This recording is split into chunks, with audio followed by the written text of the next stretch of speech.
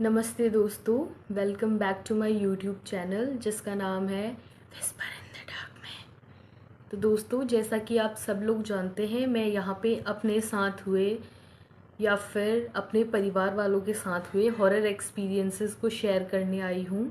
मैं already 3 videos डाल चुकी हूँ और मैं हर एक दिन छोड़ के वीडियो अपलोड करती हूँ दोस्तों, क्योंकि स्टोरी को अच्छे से याद करके पहले लिखना पड़ता है उस हादसे को, उसके बाद आपको बताती हूँ। तो दोस्तों, आज की जो स्टोरी है ना, ये मेरे पति का उनके बचपन का एक रियल एनकाउंटर आप बोल सकते हो। उनका छलावे के साथ रियल एनकाउंटर हुआ था उनके बचपन में, जो कि तब तो उन्हें लगा था कि नहीं, ये इतनी बड़ी बात नहीं है, पर अब वो जब इस चीज़ के बारे में सोचते हैं ना, तो वो कहते हैं कि उन्हें बहुत ज़्यादा डर महसूस होता है। तो दोस्तों, चलिए मैं आपको थोड़ा बहुत छलावे के बारे में बता देती हूँ।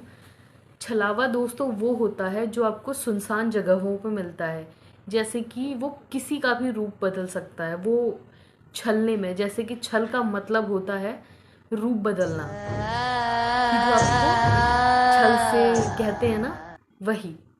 तो जब वो रूप बदलता है ना, वो रूप किसी का भी हो सकता है। कोई अकेली लड़की हो सकती है, औरत, बच्चे, बूढ़े, या फिर आपका कोई दोस्त, आपके रिश्तेदार, इवन आपके घर वाले भी हो सकते हैं।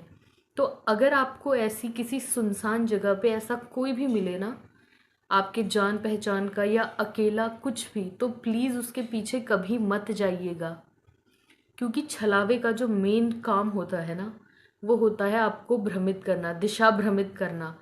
इससे क्या होगा कि आपकी जान को भी खतरा हो सकता है। वो आपको किसी ऐसी तरफ ले जाएगा जहाँ से शायद आप कभी वापस आ ही नहीं सकते। तो चलिए आज का हमारा एक्सपीरियंस शेयर करते हैं। दोस्तों, ये बात है गर्मियों की। तब मेरे पति अपने समर हॉलीडेज़ पे अपने गांव गए थे, उत्तराखंड भिकियासैन में।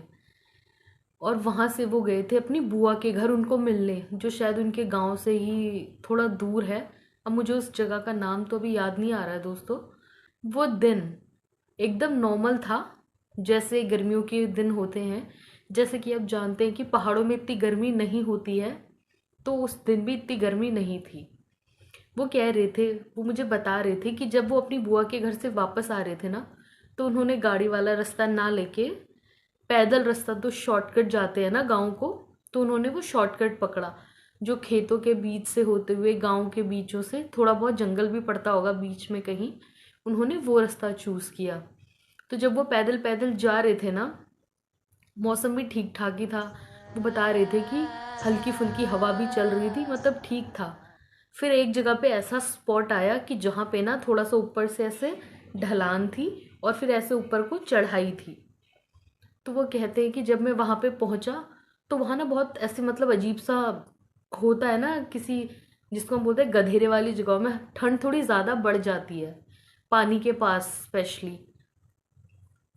तो जब वो ढलान से नीचे उतरे, फिर वो चढ़ाई पे चढ़े, वो कहते हैं कि मुझे थोड़ी ना हल्की फुल्की ठंड लगने लगी थी। तो मैं थोड़ी देर बैठा और मुझे ना ठंडा पसीना भी आ रहा था। तो शायद क्या पता उनका मन ऐसा जान गया हो, क्योंकि हमारी बॉडी हमें पहले ही संकेत दे देती है कि कुछ तो होने वाला है, भले ही हम उनको इग्नोर करते हैं। तो वो बताते हैं कि वो ऊपर बैठे थोड़ी देर रेस्ट करने के लिए, और उन्होंने अपनी बॉटल निकाली, वाटर बॉटल। तो उन्होंने कहा कि उन्होंने ऐसे साइड में देखा, जो ढलान वाला रास्ता था, तो वहाँ से ना एक लड़की आ रही थी।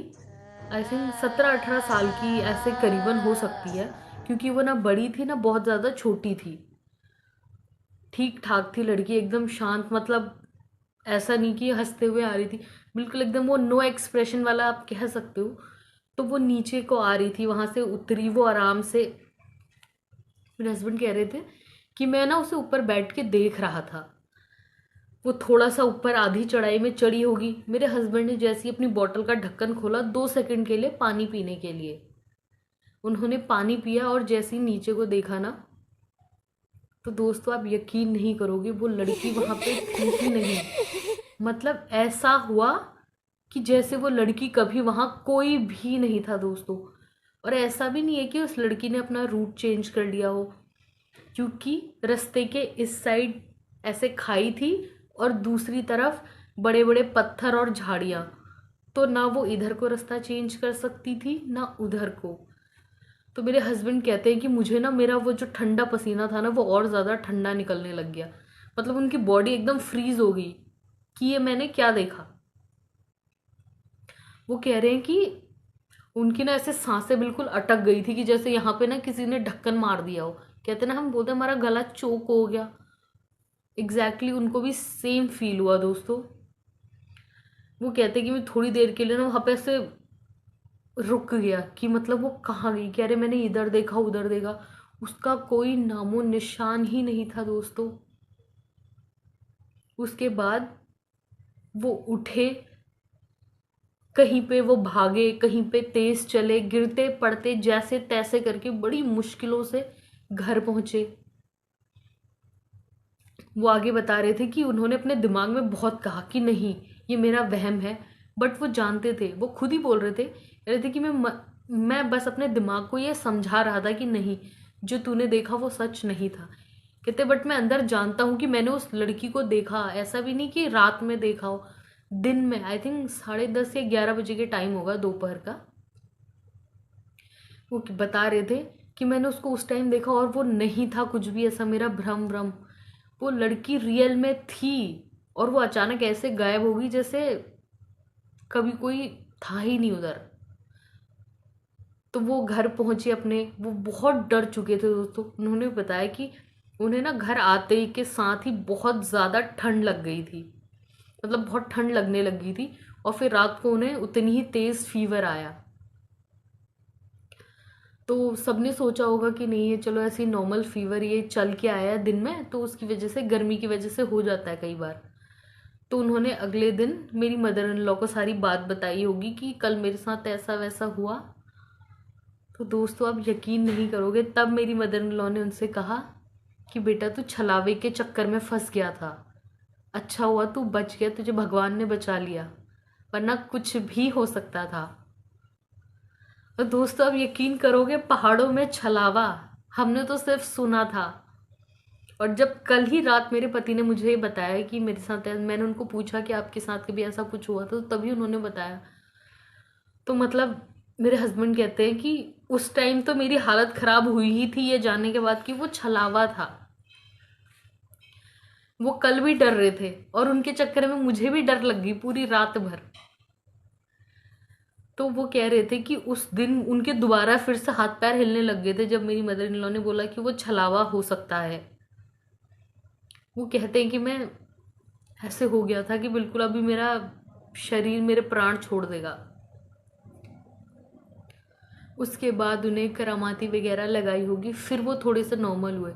तो वो कहते हैं कि उस दिन से मुझे जंगल के रास्ते अकेले जाने में बहुत ज़्यादा डर लगता है और वो जाते भी नहीं है। वो जब मेरे साथ भी अब हमारे गांव चलते हैं कभी नहीं जाते वो इनफैक्ट अब कोई हॉरर मूवी सीरियल ये भी वो मुझे बोल देते हैं कि हटाओ इसको, मत लगाओ। तो दोस्तों छलावा भले ही हमें बिल्कुल वैसे नहीं दिखेगा पर वो होता ज़रूर है, वो आपको किसी भी फॉर्म में दिख सकता है। तो ये जो स्टोरी थी ना, इसे सोच सोच के मेरे हस्बैंड आज भी बहुत ज़्यादा डरते हैं। मतलब उनकी हालत ख़राब हो जाती है ये सब सुन के या फिर सोच के। तो आप सोचो, चलो आज उनको इतना डर लग रहा, अब तो वो इतने बड़े हो चुके हैं, तब वो छोटे बच्चे थे। एक टीनेजर बच्चा कितना ही वो होता है, और स्पेशली जब वो यहाँ शहरों में रहते हैं पले बड़े हैं, तो वो गांव जाके अगर ऐसी चीज़ें देखते हैं फिर तो उनको मतलब हम समझ भी नहीं सकते कि उनका डर किस लेवल का होगा। तो इसीलिए सतर्क रहिए, सावधान रहिए। और कहते हैं कि पहाड़ों में ना ये जो दिन का टाइम होता है ना, स्पेशली गर्मियों में, इसमें बहुत सारी चीज़ें होती हैं। कहीं पे छलावा या ये भूत प्रेत, अब जो भी कह लो, ऊपरी हवा छाया ये कुछ ज़्यादा ही एक्टिव हो जाती है क्योंकि सुनसान होता है, तब कोई इंसान नहीं रहता, सब अपने घरों में आराम कर रहे होते, तो ये चीज़ें ना ज़्यादा एक्टिव हो जाती हैं। तो अगर आपके साथ ऐसा कभी भी हो ना, तो प्लीज़ उसके पीछे कभी मत जाना। जितना अगर आपको ऐसी कोई चीज़ दिखती है तो अपना रास्ता चेंज कर लो, वहाँ से चले जाओ, बट मुड़ के मत देखो, उसकी तरफ मत जाओ। यही तरीका है उससे बचने का। उसे टोटली इग्नोर करो।